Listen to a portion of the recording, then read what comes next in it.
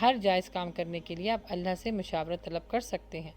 क्योंकि हज़रत जाबिर बिन अब्दुल्ला ने फरमाया कि नबी सल्लल्लाहु अलैहि वसल्लम ने हमें तमाम कामों में इस्तिखारा की ऐसी ही तालीम दी है जैसे कुरान करीम की किसी सूरत की तालीम दी। आप सल्लल्लाहु अलैहि वसल्लम ने फरमाया, जब तुम में से कोई शख्स कोई काम करना चाहे तो फ़र्ज़ के अलावा 2 रकात नमाज पढ़े और फिर ये दुआ मांगे। ये दुआ इस्तिखारा की दुआ है, यानी अल्लाह सुब्हानहू व तआला से हर जायज़ काम के लिए आप उसकी मशावरत हासिल कर सकते हैं। और हर इंसान अपने लिए इस्तिखारा ख़ुद करे, क्योंकि किसी और से इस्तिखारा करवाना हदीस से साबित नहीं। तो जब भी किसी मामले पर फ़ैसला ना कर सके तो फ़ौरन इस्तिखारा करें और अल्लाह के फ़ैसलों पर राज़ी रहें, उससे खैर तलब करें, क्योंकि हर चीज़ मिन जानिब अल्लाह होती है। अल्लाहुम्मा इन्नी अस्तखीरुका बिइल्मिक व अस्तक़दिरुका बिक़ुदरतिक व अस्अलुका मिन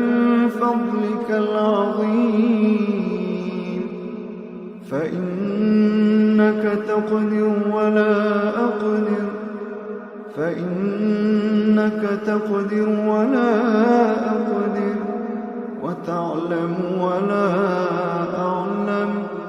وأنت علام الغيوب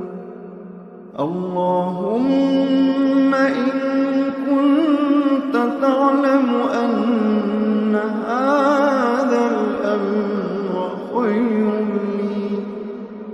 خير لي في ديني ومعاشي فاقدره لي ويسره لي ثم بارك لي فيه وإن كنت تعلم أن هذا الأمر شر لي وإن كنت تعلم أن هذا الأمر شر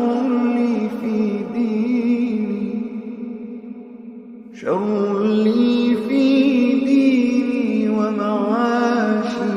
وعاقبة أمري فاصرفه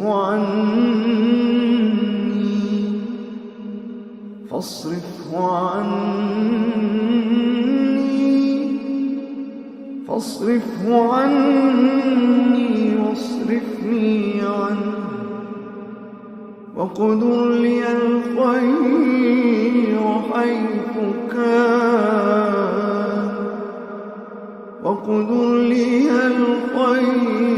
حيث كان